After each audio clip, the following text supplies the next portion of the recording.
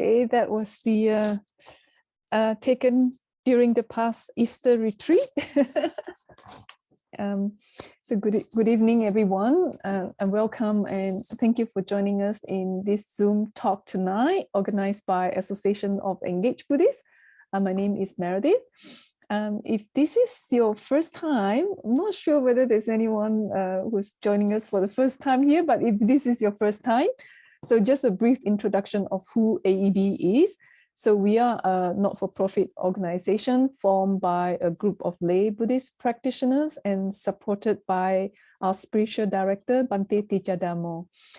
So we welcome all who think that they might benefit from learning and practicing meditation, and who wish to find a different way of looking at life, or who simply are seeking for a supportive community within which to practice the Dhamma together. So we organize regular Dhamma talks like this, meditation practice and meditation retreats. So as you can see just now, we have a beautiful retreat center at the Southern Highland called Beja Sala, which means the place of healing.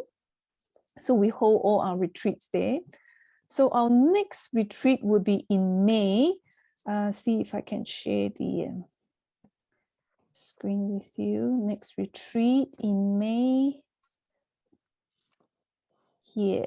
So that will be May 12 to 15, another 4 days retreat. So this is student-centered meditation retreat. So a 3-night retreat allowing practitioner to settle into stillness and quiet and have the chance to discuss your practice privately with the teacher. So if you're interested, please do register early. And so if you are looking for a community to practice and learn, we wish to be able to support you mentally and spiritually in a safe, caring and supportive environment. So if any one of you who haven't joined us, please do consider joining as our member. And as we run solely based on donations, so any generous support will very much appreciated. And also all teachers are offering their teaching free of charge. So if we wish to offer Dana to the teacher, you may either contact me directly or you can make the donation through the website. Just indicate that the Dana is for the teacher. So I'll put the information on the chat box later. So tonight, we are very grateful and happy to have Thay back to bring us another interesting teaching, as they always do. So for those who hasn't known Thay Thích Truc Thông Pháp, we address him as Thay. So Thay is a South Australian monk living in Gladstone, a small town in the Southern Flinders Ranges. He is 70 years of age and has had a long and varied career in the human services. So he was fully ordained in September 2005, and he has worked as a university chaplain and offered contemplative care in the area of palliative care. So since 2007, he has trained in clinical pastoral education and has worked until April 2021 as a supervisor and educator of chaplains in training. So over the last year, he has been discerning a new path for his life with the help of much solitude and silence, the support of a spiritual director, and engaging in a 9-month course with the New York Zen Centre for Contemplative Care, a program in offering contemplative care from a Buddhist perspective. And he is about to relocate, he has relocated to a camper van in Adelaide and engaged in the support of his sister-in-law and his younger brother, who is suffering from vascular dementia and inoperable pancreatic cancer. So this will include teaching his brother meditation, being with him as he dies, and conducting his funeral. They live with his old friend, Reverend Sister Sandra Sears, and his beloved dogs, Joey and Lucy, as you can see from the poster. So welcome, Thay, and thank you so much for continuing to show us the teaching of the Buddha through your own life events, which I personally found really empowering. And you have to tell us more about your story. All right, welcome, Thay. So thank you very much. When I listen to your story of me, I'm quite impressed by this monk. But I think we should all be impressed by our lives.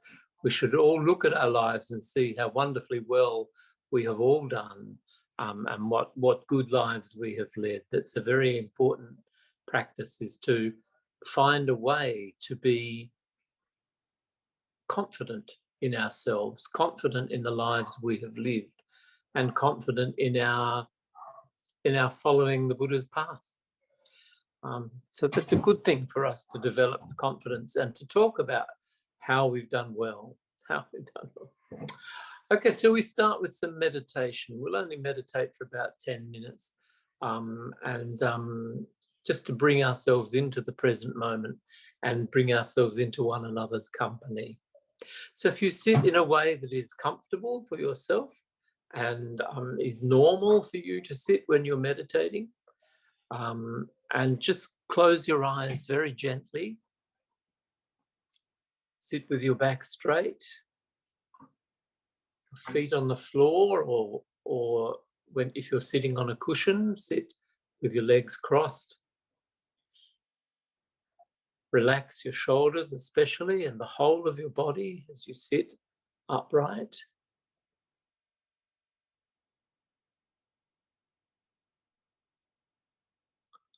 Tuck your chin into your chest so that your nose and your abdomen are in a straight line together.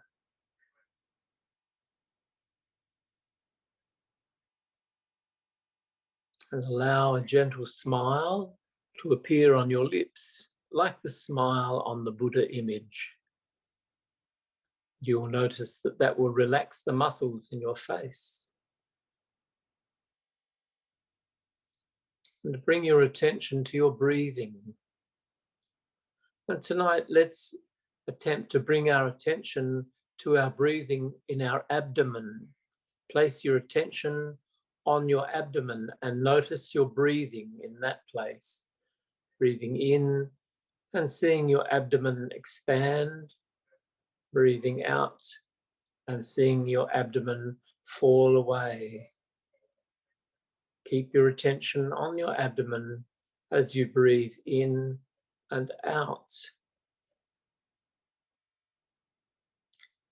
And if your attention moves away from your abdomen, you just notice that that's what's happened, and without any judgment of yourself, you bring your attention back to your in-breath and out-breath as you experience it in your abdomen. Breathing in, breathing out, paying attention to your in-breath and out-breath in your abdomen.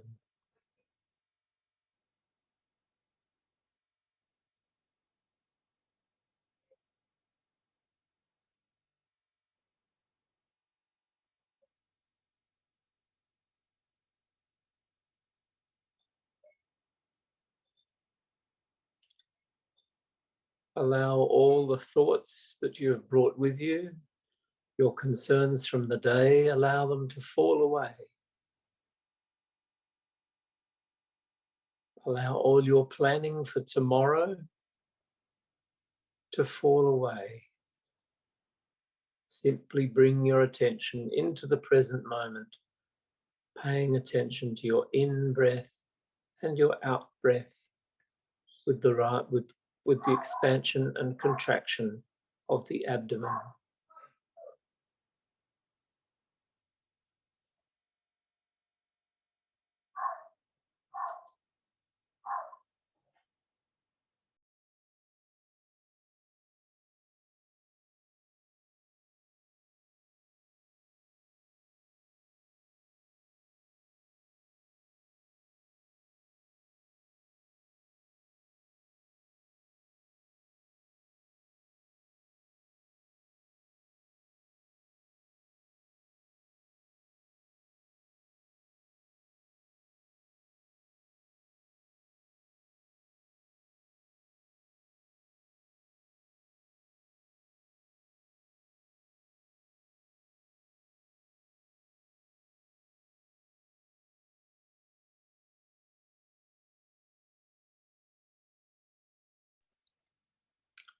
Breathing in, breathing out.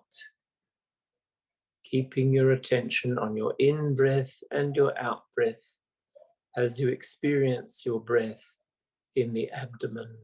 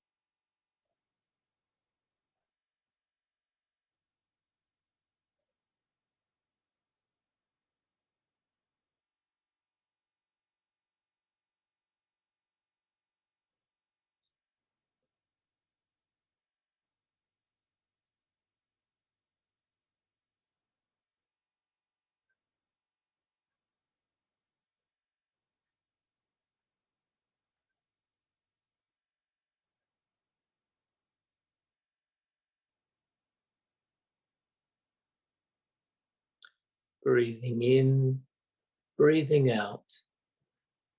Keeping your attention in the present moment with your in-breath and out-breath as you experience it in the abdomen. Calming the mind, resting at ease in your body.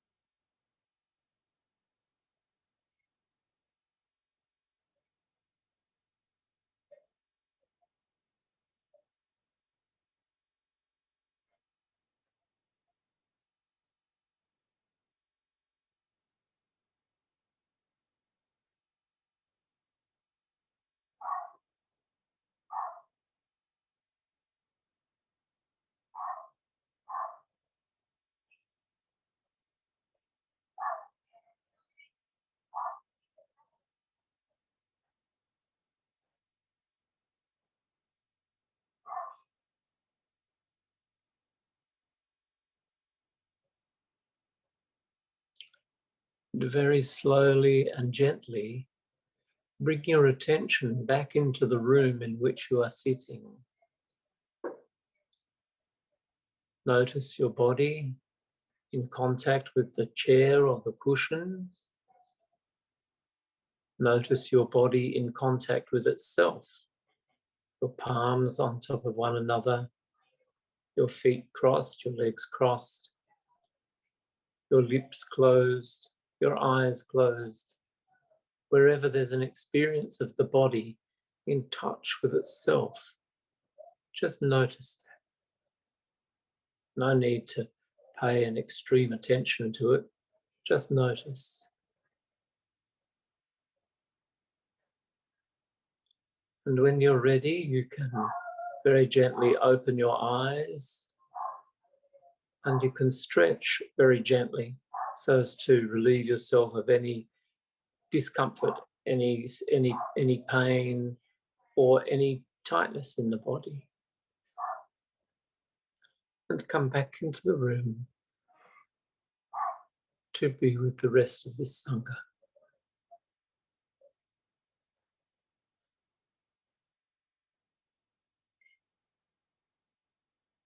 Recently, I transmitted the refuges and the precepts to an adult in my Sangha.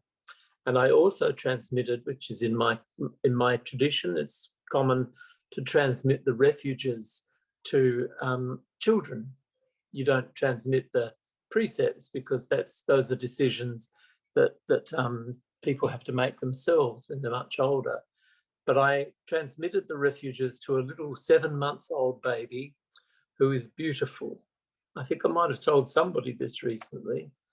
And she was very chubby, and she had a beautiful smile, and she was very beautiful looking little baby, and she brought lots of love into her family. And so I gave her a Dharma name in Vietnamese, which is Tham Yila, and in English that means the heart of Maitreya Buddha. Did I tell you this last time? Oh, sorry. Anyway, at that ceremony. But they are new people as well. Like some people haven't heard that as well. Okay, so little heart of Maitreya Buddha, she received the refuges, and I had some oil that I was going to anoint her with to seal this ceremony. And as I picked up the oil, it spilled all down the front of my robes. And all I could think to say to the people was, look, anything can happen anytime. We can never guarantee anything will happen the way we plan it. So that's the same tonight. I had these big plans that you would be able to hear me, and I left my telephone muted. So anything can happen anytime, and we have to be flexible enough to accept that. It wasn't muted. We heard you. Oh, did you? Well, yeah. There you are. Yeah. Oh, did everyone hear Thay? During the meditation? Yeah. Oh, you do. Good. You do. Oh, there you are. Anyway, it's a good story to start with. I think a good teaching to be prepared for anything, or if you're not prepared, to accept it anyway. So tonight, I want to talk about something that you may already have heard of. I have to hold my notes in a way that I can see them. I'm going to talk about something that is called the 5 remembrances. And the 5 remembrances are contained within a number of Buddhist traditions, in the Theravadan tradition and in the tradition of Plum Village and other Mahayana traditions. We all practice the 5 remembrances. And they're practiced on a daily basis. And we recite the 5 remembrances. And the 5 remembrances are this. Number 1, I am of the nature to grow old. There is no way to escape growing old. Second remembrance, I am of the nature to have ill health. There is no way to escape having ill health. The third remembrance, I am of the nature to die. There is no way to escape death. The fourth remembrance, all that is dear to me and everyone I love are of the nature to change. There is no way to escape from being separated from all that I love. And fifthly, I inherit the results of my actions in body, speech, and mind. My actions are the ground on which I stand.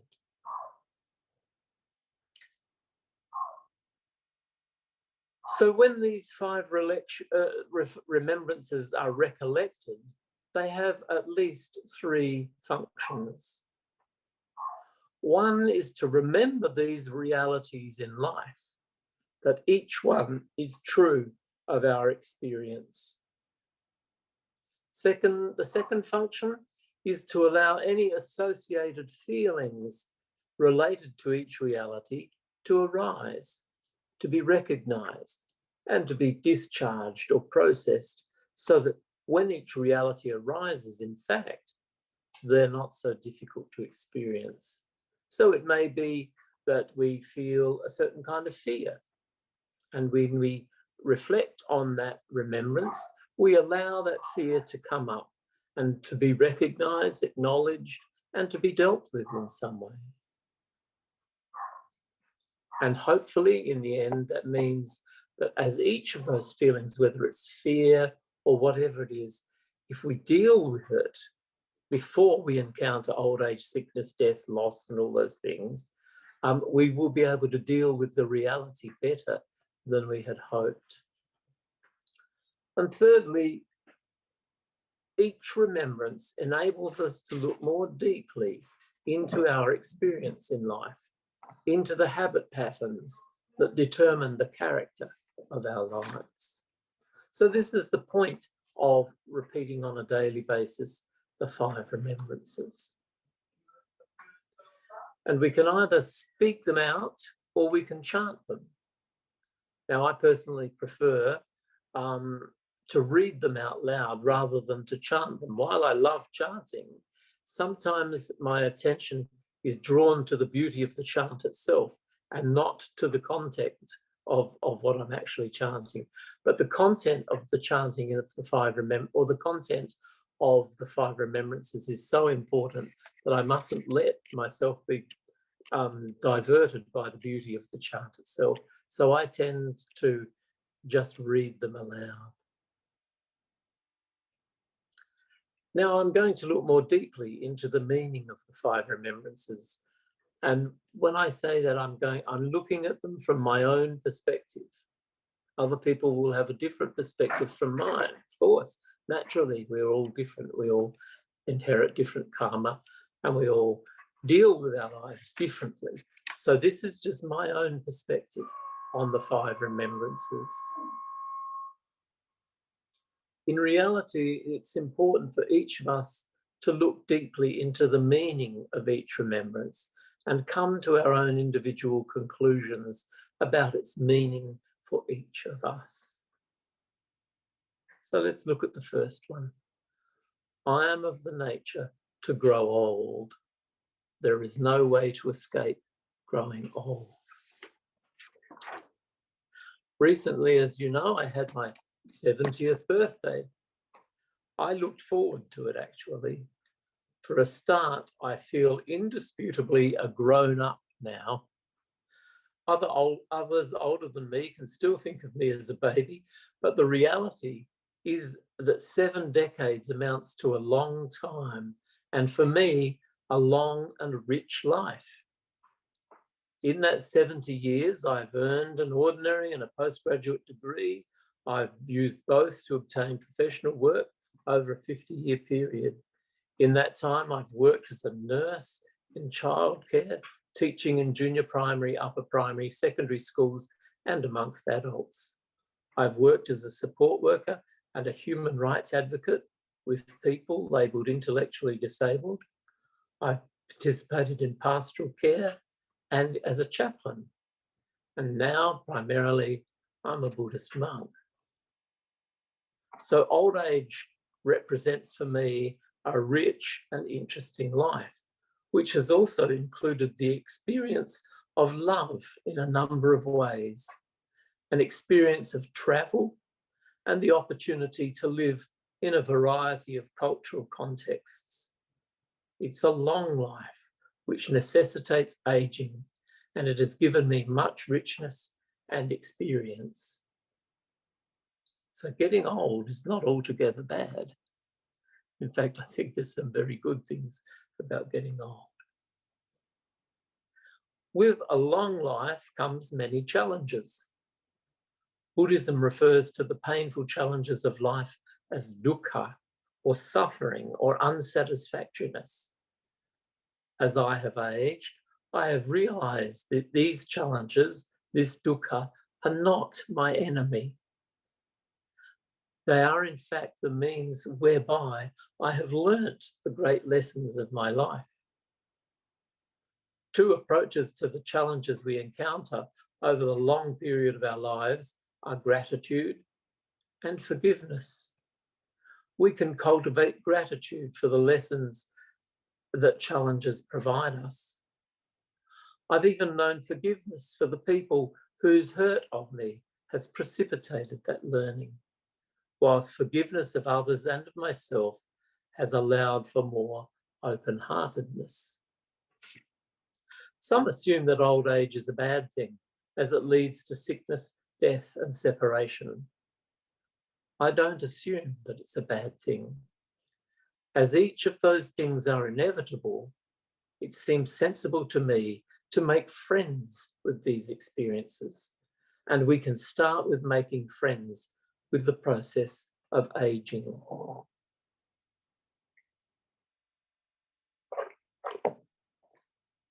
The second remembrance.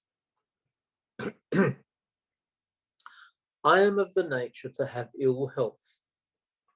There is no way to escape having ill health. If there's no way to escape having ill health, why bother trying? Why add anxiety and resistance to illness? I remember as a child being ill, often with a fever. It was an opportunity to rest, to be cared for deeply by my parents. It included Vegemite on Jat's biscuits, lemonade, and lying in bed listening to Dr. Paul on the wireless. I don't know if people had Dr. Paul in Sydney, but we certainly did in Adelaide. And it was lovely. It wasn't fun necessarily, but it was the experience of being cared for deeply by my mother and father. The pain associated with illness is ameliorated or made better by the care of others, or it's made worse by loneliness or the unavailability of treatment. Much of the suffering of the ill without access to treatment is caused by poverty or war or both. The solution is to ensure worldwide that there is access to good health care and to avoid violent conflict. The challenge to create a just and fair world is afforded to us throughout our lives as we cultivate a passion for justice and equity in the world. My brother has vascular dementia.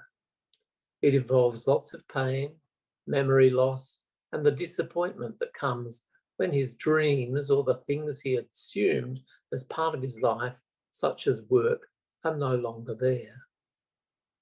It is a constant challenge to him. He is often in pain or depressed and has even asked me to organise voluntary euthanasia. If I could restore him to complete health and give him back his old life, I would. But I can't. What I can do is be a loving brother, working with him in his garden, taking him out for lunch, going to the dog park, going to visit the area we grew up in, to listen patiently and deeply to him, and keeping him in very regular contact, at least by telephone. My brother is cared for by a very loving wife who watches over him and is very protective of him. He lives in his own housing commission home and has paid support workers accompanying him every day of the week. He has a watchful GP and a caring psychologist. Much of what makes it difficult in his life is his own attitude to his dementia. I don't imagine for a moment that his illness is not a challenge, but his life is well supported and rich. And I know of a monk in Vietnam who had a stroke, as did my brother. He died due to a lack of resource in that country. And that is a question of injustice. I don't see ill health as the problem so much as isolation, poverty, personal resistance, and unresolved emotional issues underlying the illness as the problem. These are the things that cause suffering and can be made better by company, by adequate resource, by acceptance of the circumstances and the opportunity to work through the underlying emotional issues of life. Sounds easy, I know. Sounds simple, but it isn't necessarily all that easy.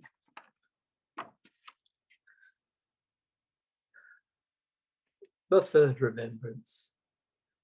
I am of the nature to die. There is no way to escape death. Yet, I'm going to die. I've seen my grandparents, my parents, all of my aunts and uncles, and 3 cousins die. I've had friends die. My pets have died. In fact, it's not possible to live in the world and avoid the reality of death. The American poet Mary Oliver speaks beautifully to this in her poem called In Blackwater Woods. She says, to live in this world, you must be able to do 3 things. To love what is mortal, to hold it against your bones, knowing your own life depends on it. And when the time comes to let it go, to let it go. In Zen Buddhism, there is a saying, the cause of death is birth. What is it that makes us unwilling to face the reality of death? Why do we fear death?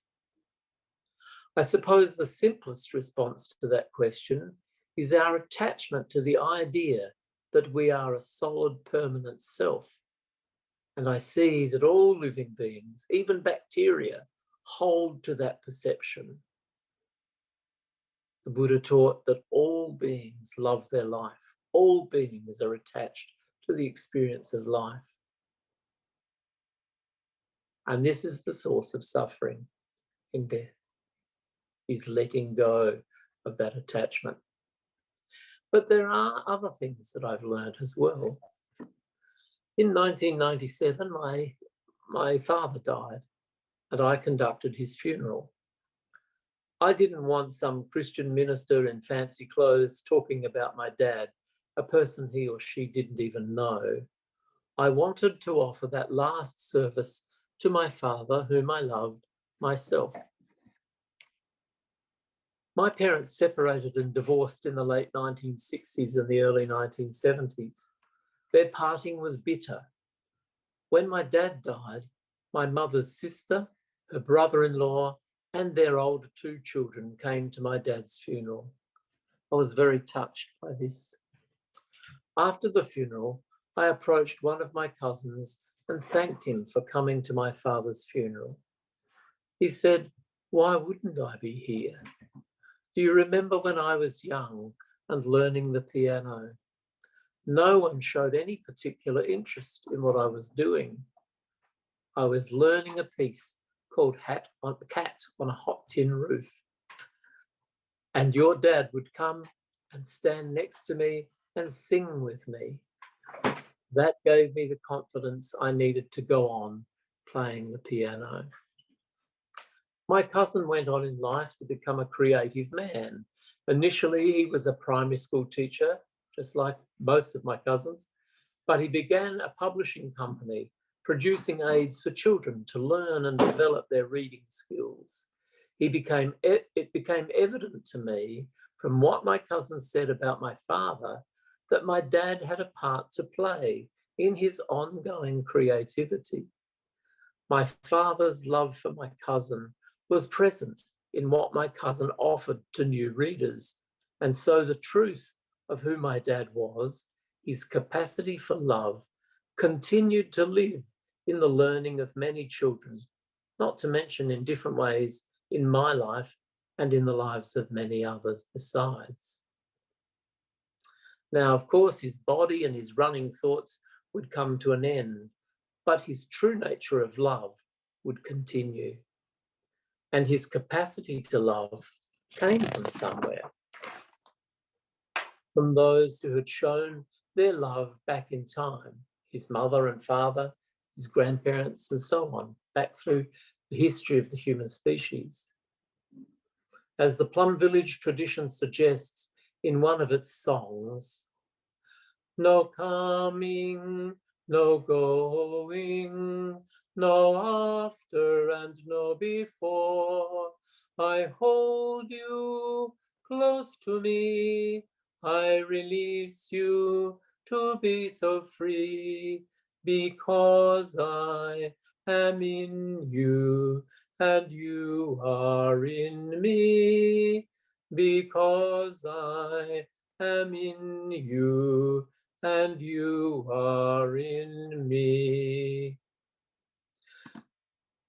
Of course, I missed my dad, his face, his voice, and so on, those aspects of the 5 skandhas that made him up. But that was a lesson to me in itself about the need to let go of our attachments to all those elements that made up the beings we know and love. And my dad left behind him unwholesome elements that could hurt and did cause hurt for me, for example. But that creates the opportunity for understanding the source of his unwholesomeness and the opportunity that I have for forgiveness. A year went by and I grew to accept that his time had come to an end, that I would always have reasons to love him, and in death I understood him more. This experience was true of everyone I loved and everyone who died. I came to understand for myself that death is a natural outcome of life. As I get older, I grow more accepting of that reality for myself, that my own life will come to an end, that death is any time now. Contentment with all that I have known is the goal of this life. In Hobart, there is a haiku master called Ron Moss, whose following haiku means a great deal to me. Starry night, what's left of my life is enough. Very beautiful. Let me take another sip of water, or else I will not be able to speak.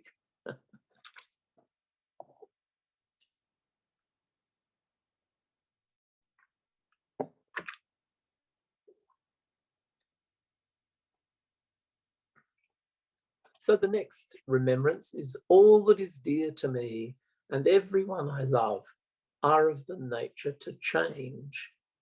There is no way to escape from being separated from them. One of the things in life that has become evident to me is expressed beautifully in the Hebrew scriptures. And some of you may know this.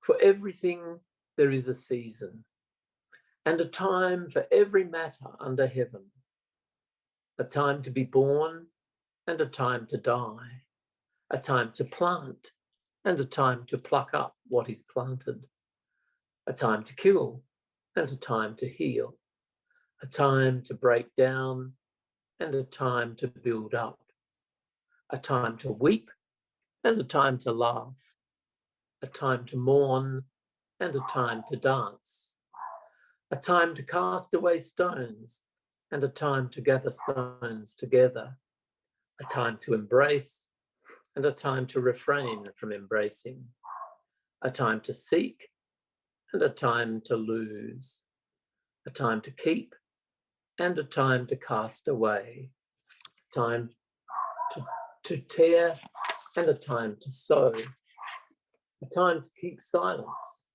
and a time to speak, a time to love and a time to hate, a time for war and a time for peace. And that's from the book of Ecclesiastes in the Hebrew scriptures. All relationships exist for a season. Separation from friends and loved ones comes about due perhaps to death, or maybe because people simply move apart. These times can be very sad, but they need to be accepted because nothing can be done to restore the old relationship to what it once was. Eventually, a new relationship comes about. The new relationship doesn't replace the old one, but for a season, it gives our lives new meaning, new richness, and new challenges. I have often wondered what would have happened if all the possessions I had owned ever before had been kept in a warehouse, something like the Room of Requirement in Harry Potter. But it is impossible. For all kinds of reasons, we are separated from possessions which we hold for a season. If I had held on to everything, I would have owned too much stuff. And holding on is the key here. We can hold on to relationships like this with our fists closed around them. We can hold on to possessions. We can hold on to circumstances with a tight grip. But when the season changes, when change comes about, we need to open our hands in order to let go. If our hand is opened to let go of the old, it is also opened to receive the new. As long as our fists are closed, all that is new and relevant to our lives now remains unavailable to us. In February of 2016, I did, oh, sorry. Hang on a second.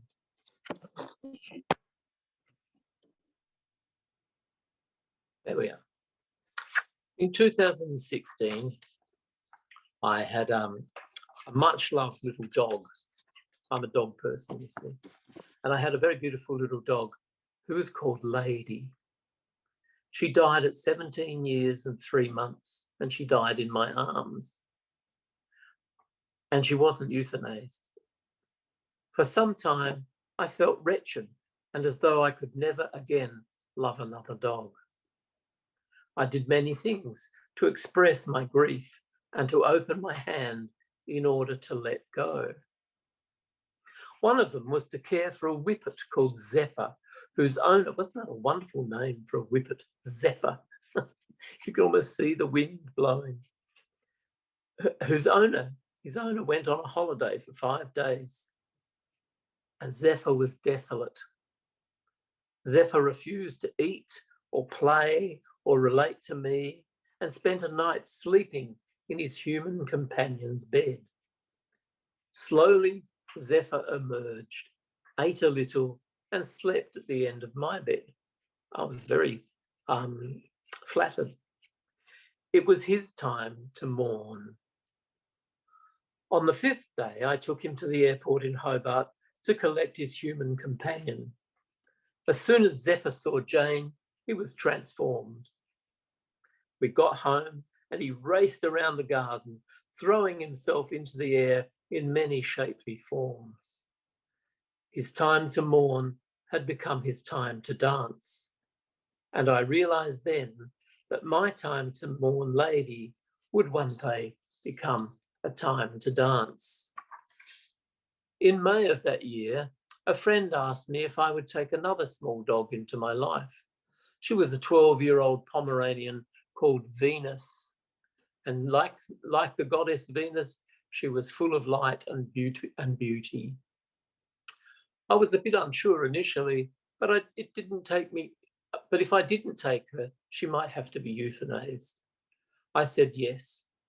My friend brought her around to my flat and placed her on my lap. It took me a nanosecond to fall in love with her. She didn't replace Lady, who remains precious to me until this very day, but she showed me that I had the capacity to love many beings, not just the one. After 3.5 months of happiness or non-wretchedness together, she died of a bad heart. I was again separated from a loved one, plunged into sorrow. But this time I knew the sorrow was not permanent and I could love again. A month after Venus's death, Joey and Lucy came into my life and are also dearly loved. This time with the sure knowledge that even this season will pass. Change and separation are not a tragedy. They are the natural process that life takes.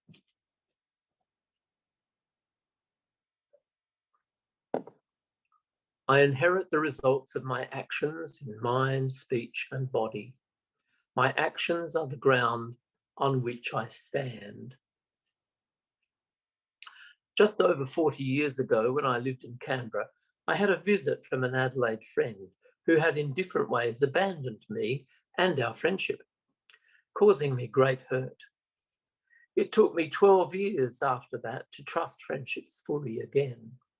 However, I was willing to entertain a visit from my former friend. He came to Canberra to visit me from Adelaide. We had a reasonable time.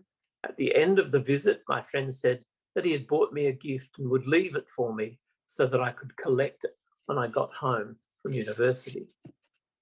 I got back to my room in college expecting to see a book or an audio cassette left for me. Those were the days when audio cassettes were the modus operandi of music.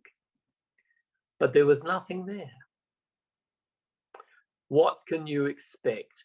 I growled to myself.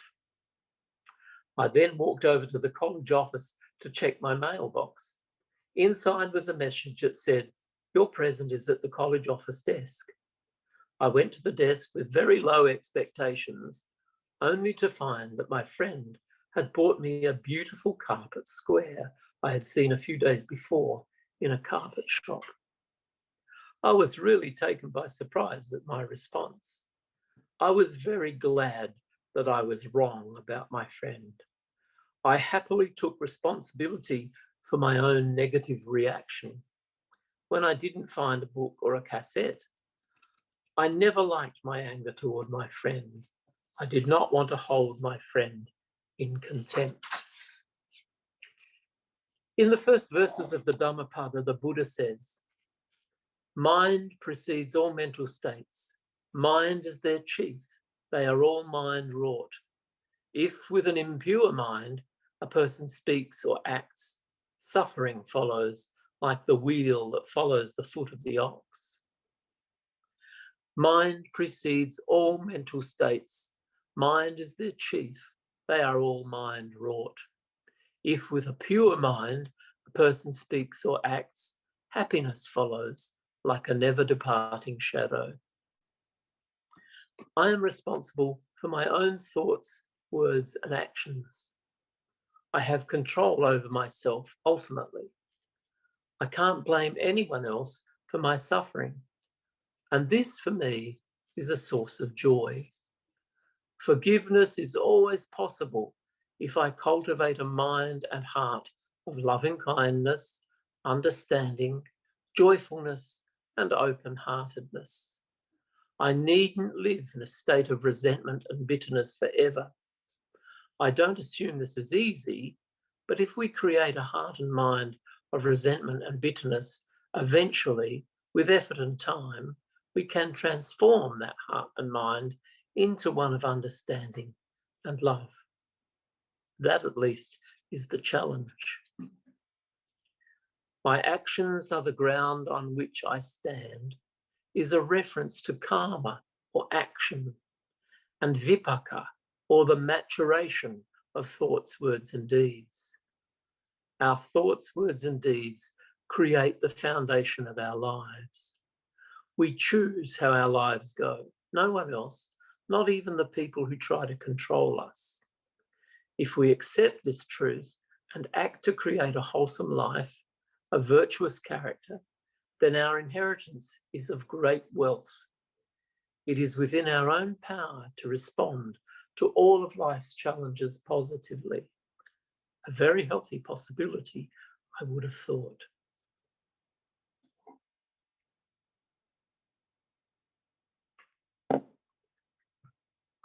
Recently, my brother was diagnosed with inoperable pancreatic cancer and with lesions on his liver. He also suffered a cardiac arrest. This caused him and the rest of us in his family a degree of natural distress. I spoke to another Buddhist practitioner about this on the day I went to visit him in hospital. This practitioner is 74 years of age and is suffering from a different form of cancer. Her response included the following: "I'm sure your presence means a lot to your brother. The last stage of life can be so challenging with the body's deterioration. I think having love accompany the decline makes all the difference. So does letting go of wanting it to be the way it used to be.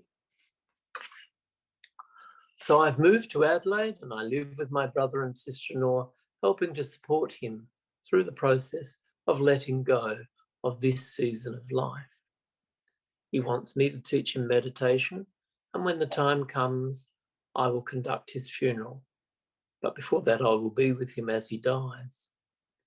I will also conduct his funeral as I did for my father and my mother. In Australia, we're very fortunate.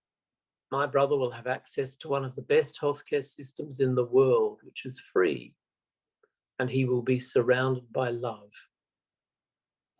Recently, I received an SMS from my brother. Dear Peter, you taught me how to spell the word brother. F-R-I-E-N-D.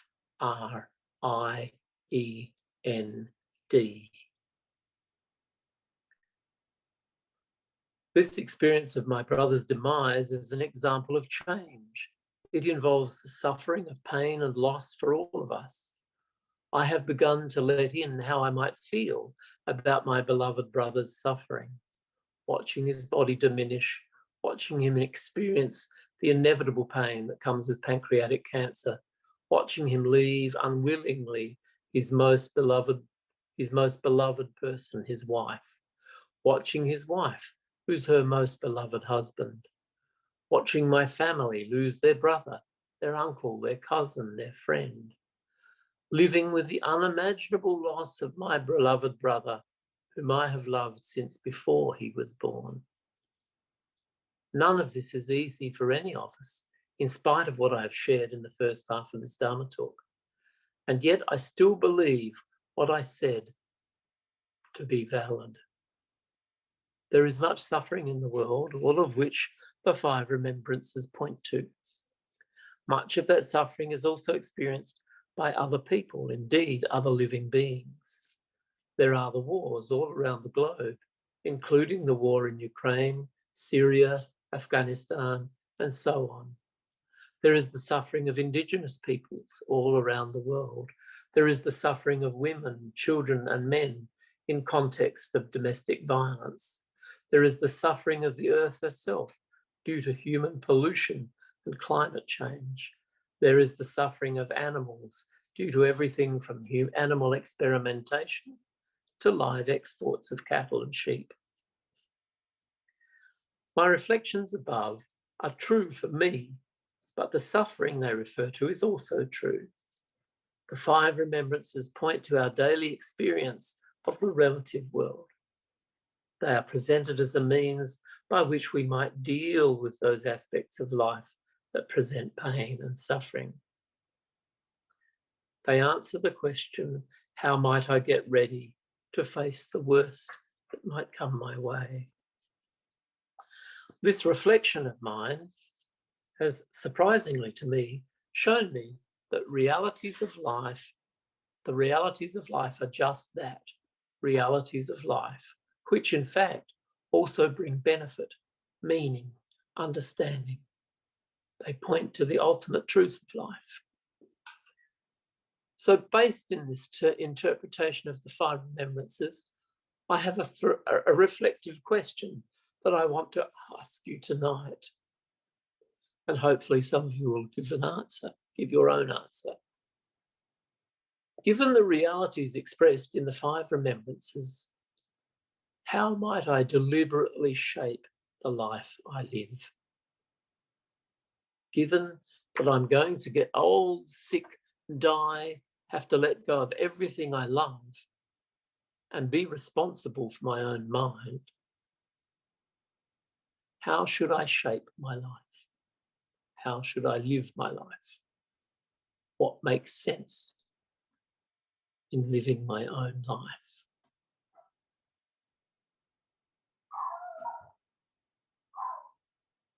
Thank you.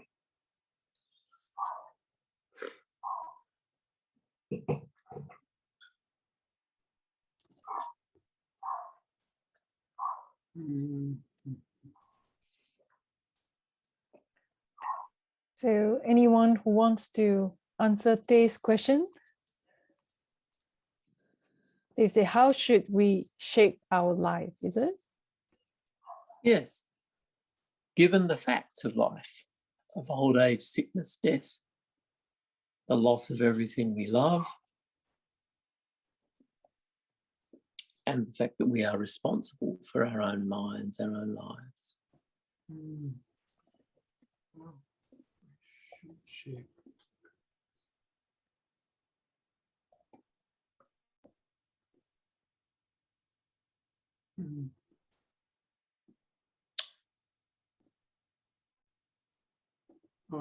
Thay, I think the answer is very simple to this question. We have to follow the Dhamma, the Buddha's teaching, but teaches us that all these things are natural. And if we can realize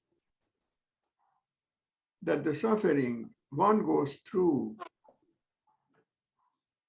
what is this one? Who is it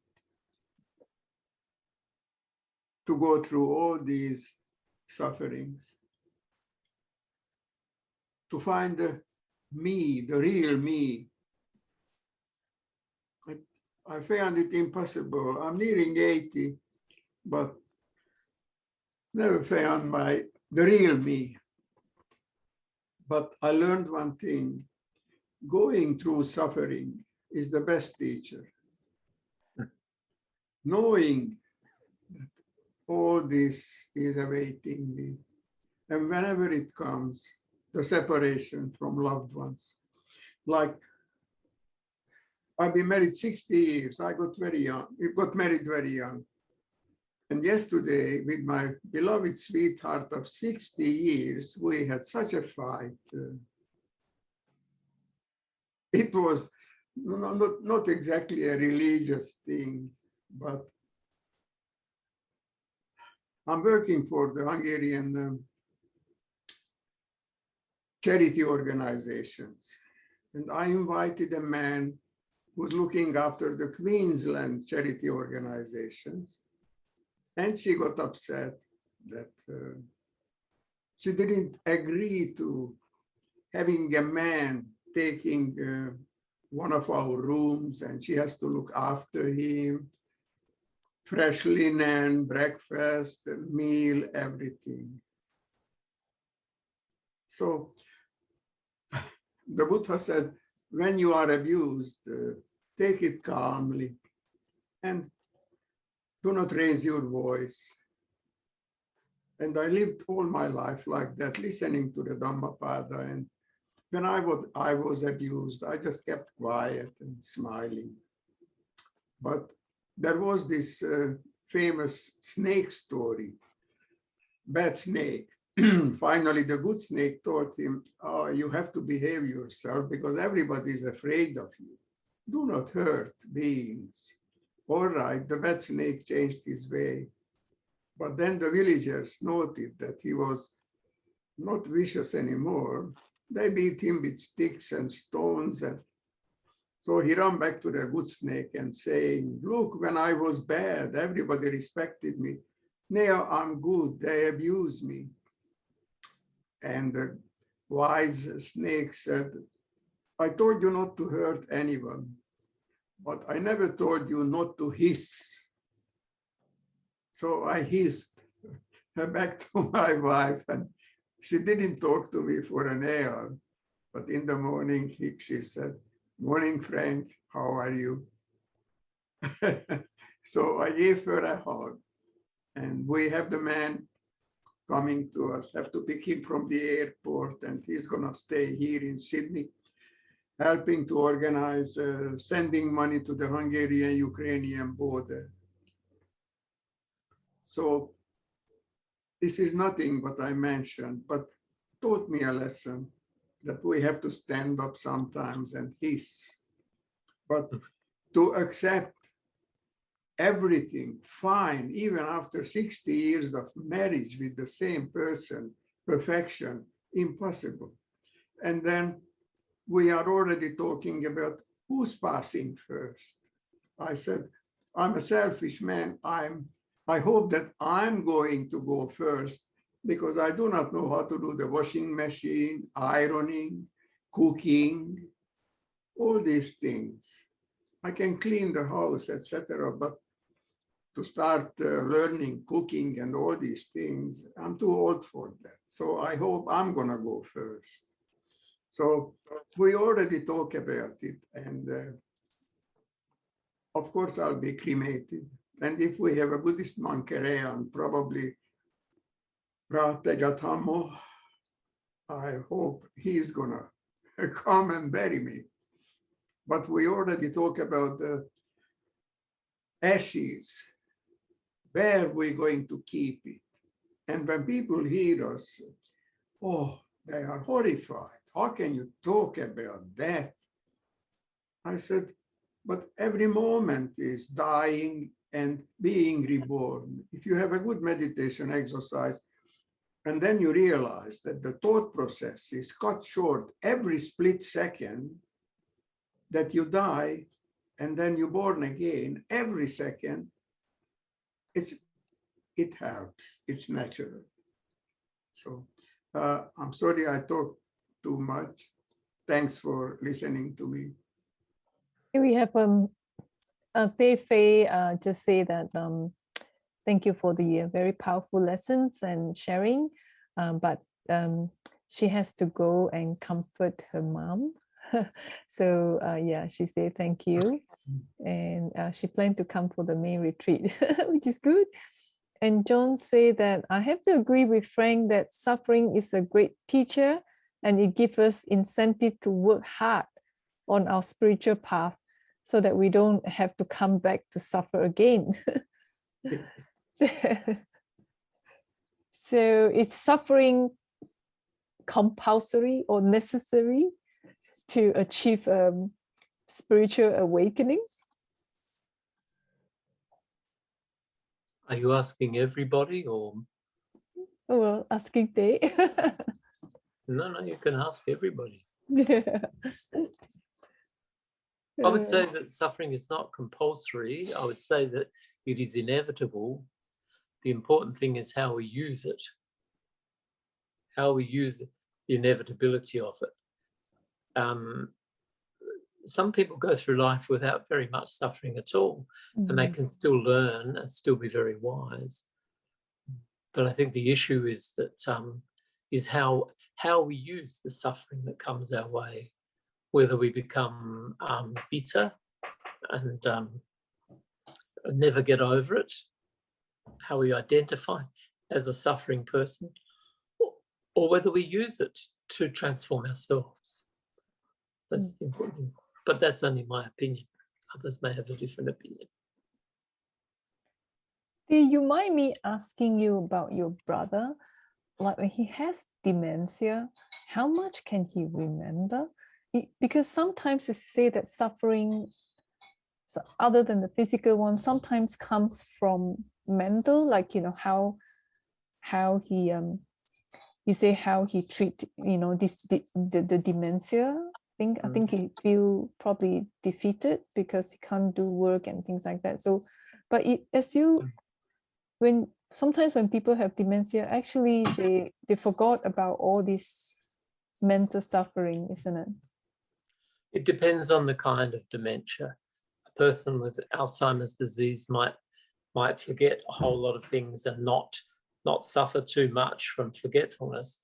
But vascular dementia doesn't work like that. Vascular dementia means that the person is still very present to many things in life, including their own loss.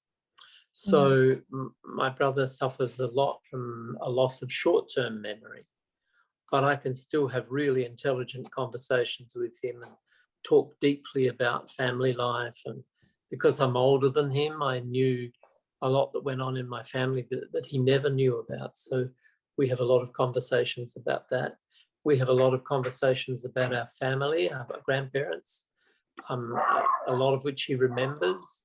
And I'm biased.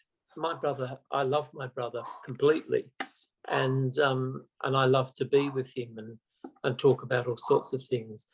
And I accept that his short-term memory might not be as good. But his personal suffering comes sometimes because he's had to give up work. He can't work anymore. And a lot of his sense of self was defined by his work.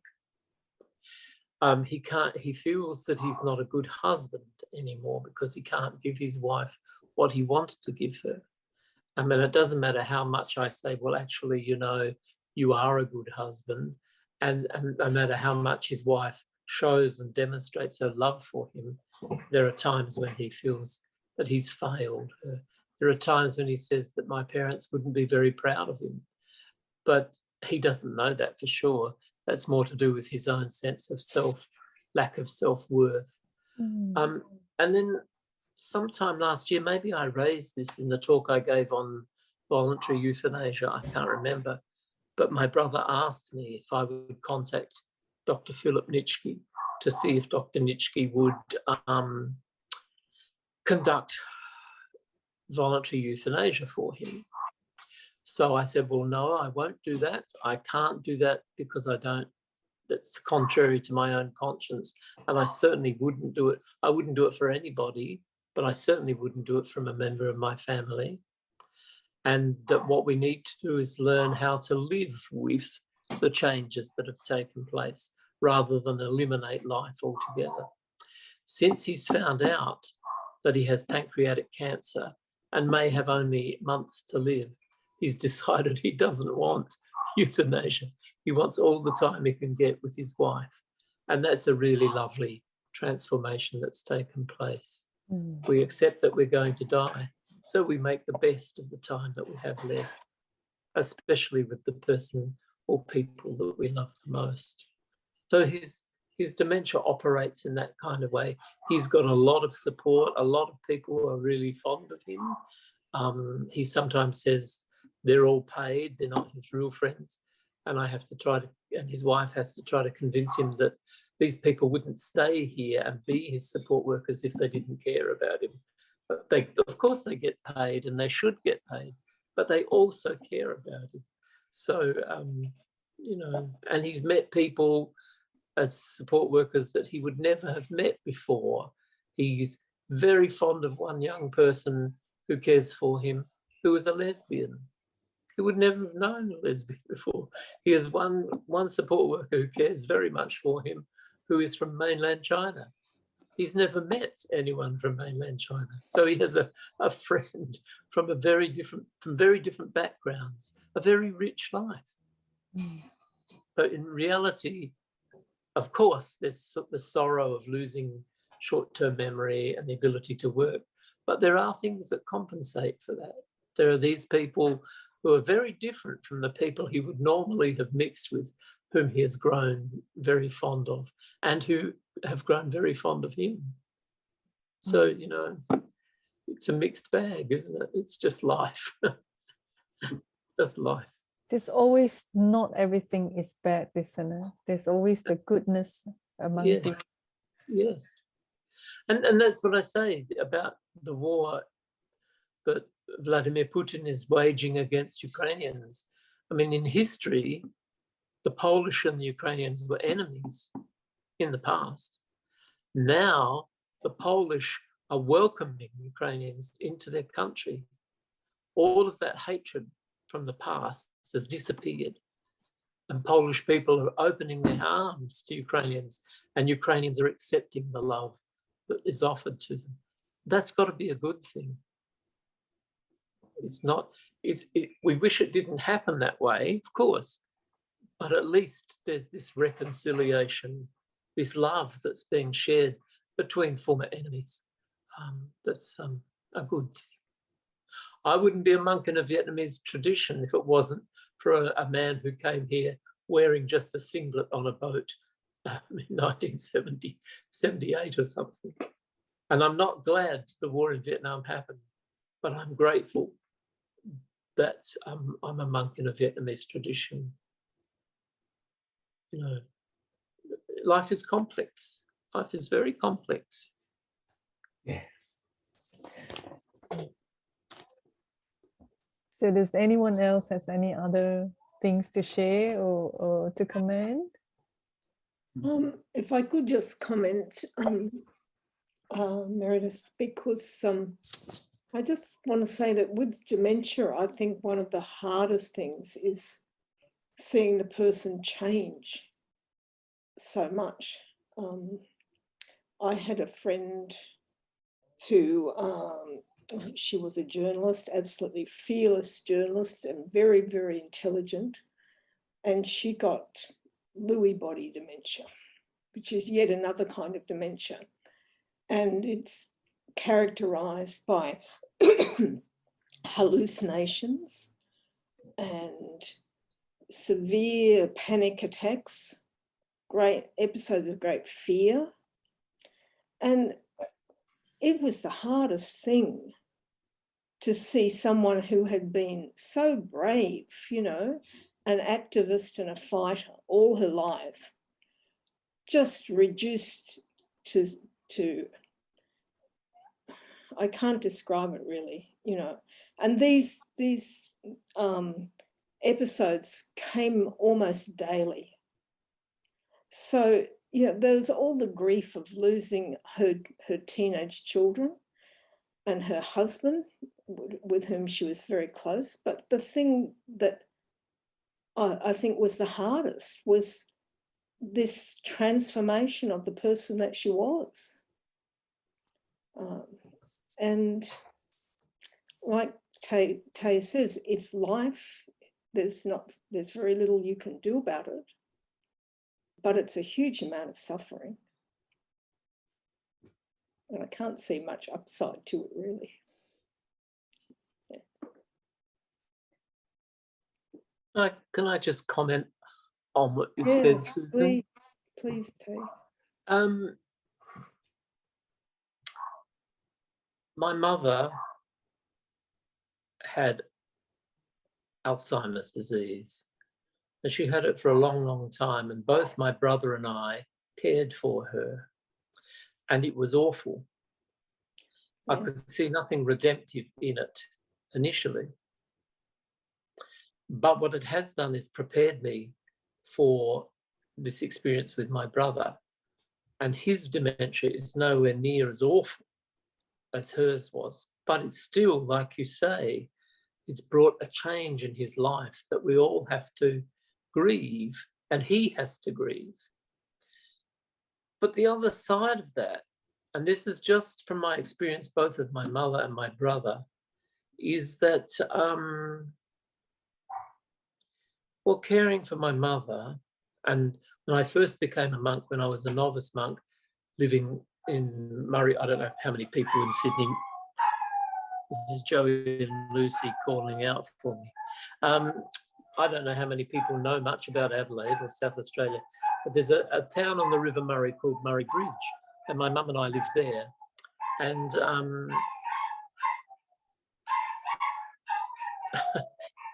sorry, I can hear Joey and Lucy howling in the distance. There were so many things that I had to adjust to with my mother. Like one night my mum said to me, because I wore this coloured undergarments and I had bald head and all of that, and she just thought I was some nurse in yellow pajamas with a bald head, and she said to me one night, "What's your mother like?" And I said, "Oh, my mother's really beautiful and I love her with all my heart." And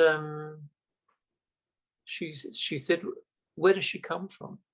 And I said, "She was born in Port Adelaide." And my mother said, "Oh, that's where I come from." And I said, "Oh, really?" And I said, "Her mother's name was Elizabeth Maud Cooper and her father's name was William Charles Hartley Harry." And she said, "Oh, that's my parents' names." And I said, "It's a small world, isn't it?" You know? And I went on to name all her brothers and sisters, and then she suddenly said to me, "I know what, tomorrow I'll telephone my mother and I'll find out how you and I are connected then." Now, her mum had been dead for years. And I said to her, "Mum, do you think you could be my mother?" And she said, "No, I never had any children."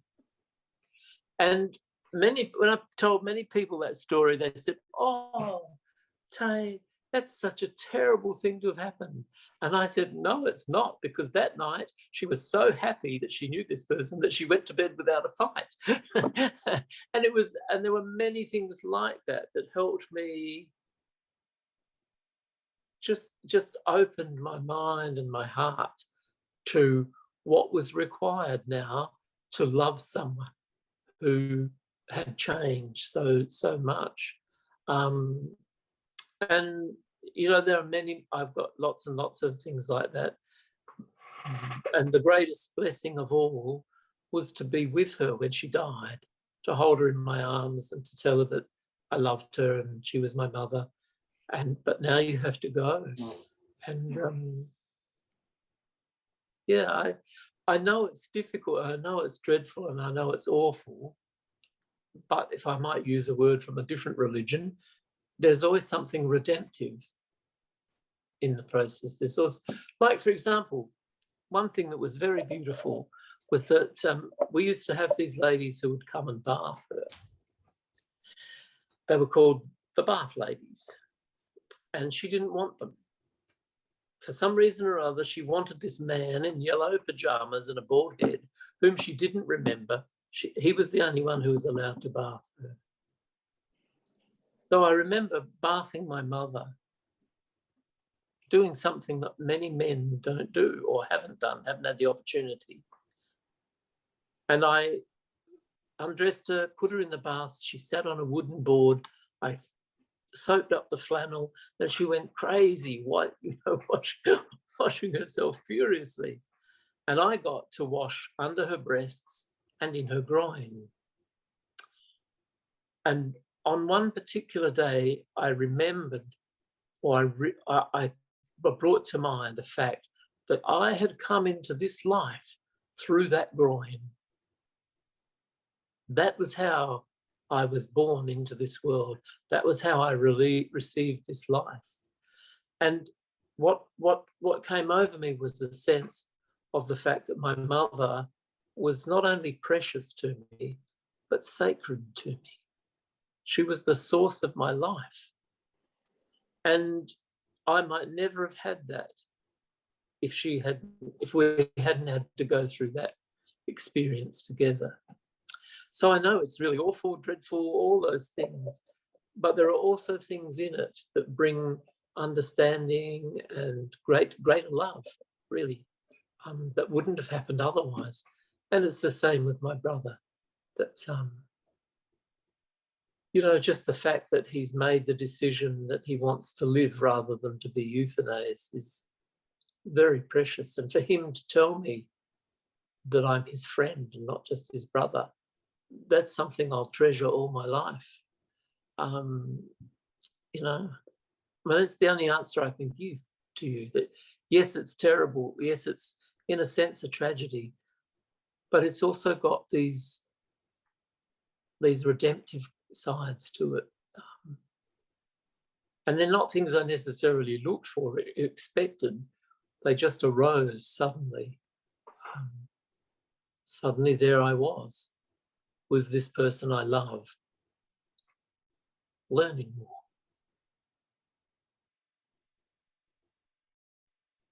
But it was never easy. It's never easy.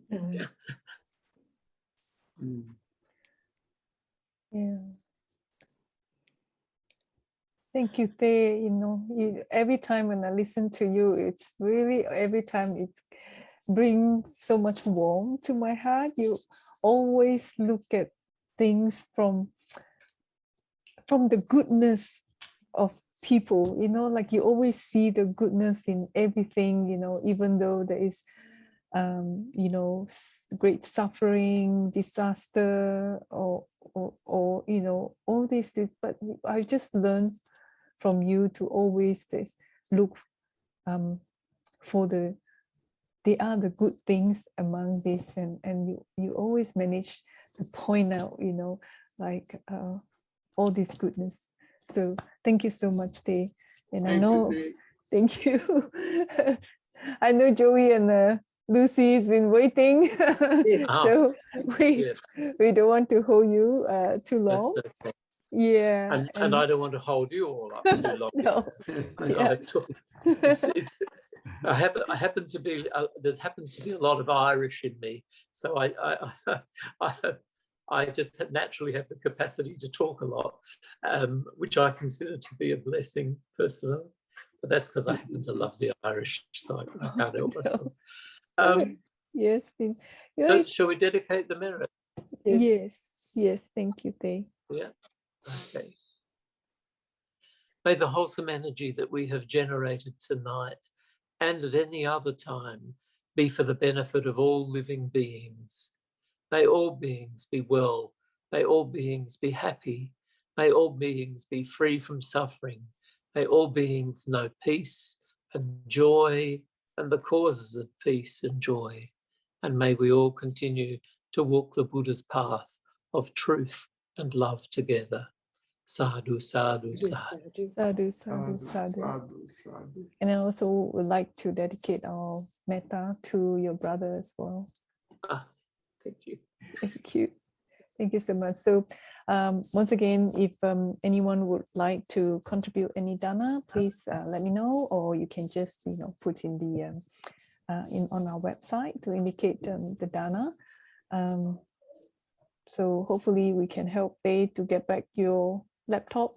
This laptop crashed and he's been using his iPhone for this Zoom talk. And then I also have to buy a new tooth because I begin to feel like it's Lucy chewed up my denture once, and they cost $1,000 a pop. So no, I have a dog with very expensive tastes. Yeah. Well, hopefully any dana that anyone who would like to offer, just let us know. Thank you. Otherwise, thank you so much, everyone, and good night and stay safe.